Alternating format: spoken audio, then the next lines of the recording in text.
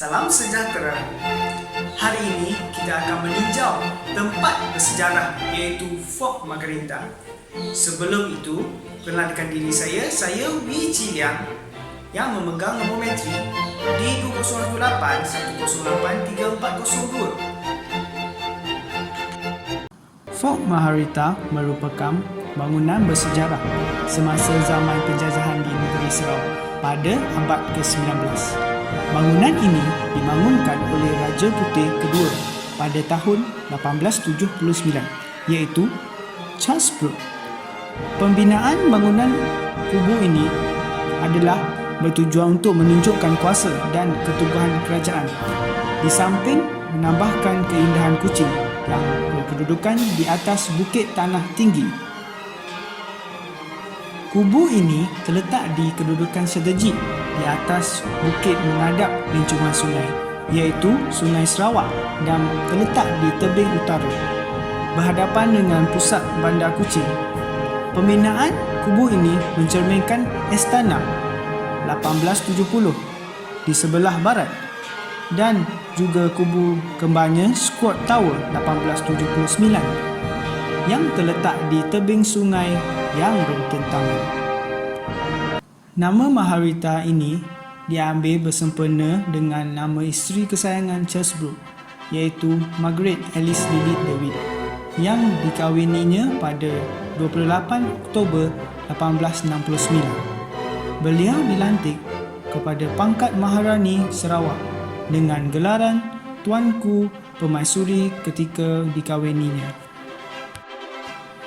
Peristiwa yang menyebabkan pembinaan Fort Margherita oleh Charles Brooke. Terdapat peristiwa penting yang menyebabkan pembinaan ini. Semua ini bermula daripada peristiwa tentang pemberontakan masyarakat terhadap Raja Putih pertama menjadi iktibar untuk Charles Brooke supaya sentiasa dalam keadaan berjaga-jaga.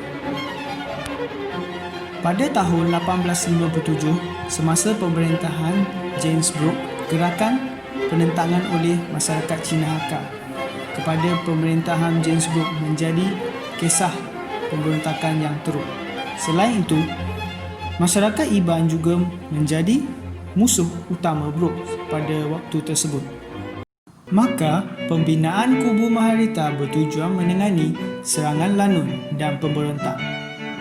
Kedudukan itu juga membolehkannya mengawasi kemarahan musuh dari sungai maupun bandar jika berlaku serangan mengejut.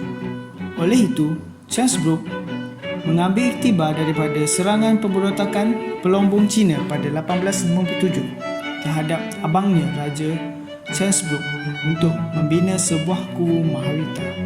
Kerja-kerja pembinaan kubu ini bermula pada tahun 1879 iaitu pada hari kelahiran Charles Brooke dengan kos sebanyak $8,200 Spanyol. Pembinaan ini direka dengan gaya kubu Inggeris di zaman Renaissance dan berbentuk segi empat yang dibina daripada berplaster.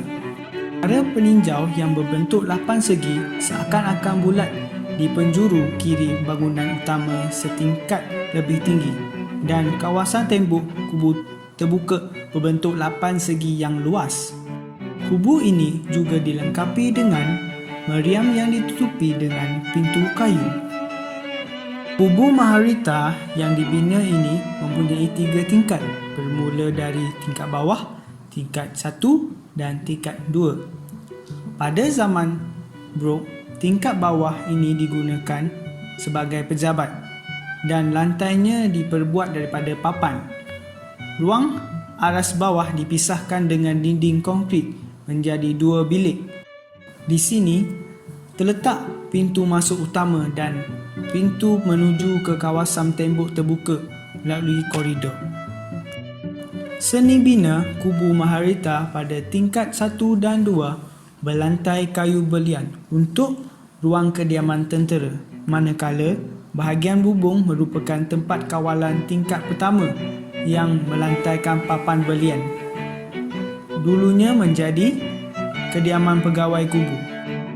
Kubu ini juga mempunyai tangga putar atau disebut sebagai spiral staircase yang diperbuat daripada kayu belian dan bertiang besi.